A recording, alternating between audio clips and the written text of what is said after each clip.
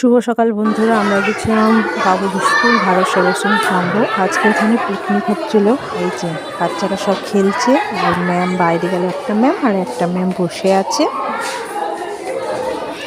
বাচ্চাদেরকে ঘুরে একটা ম্যাম বসে আছে আর সব বাচ্চার গার্জেনগুলো সব বসে আছে।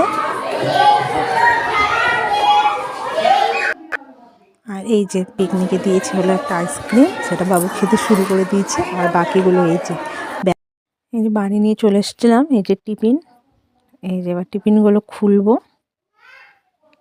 এই যে এটাতে আছে কি আছে দেখা যাক।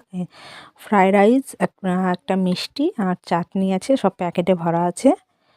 আর এটাতে আছে হলো দেখি কি আছে, এটাতে খুলছি। ছানার ডালনা দিয়েছে। আর একটাতে আছে হলো এটাতে আছে ডাল। কেমন লাগলো ভিডিওটা প্লিজ কমেন্ট করে জানাবে।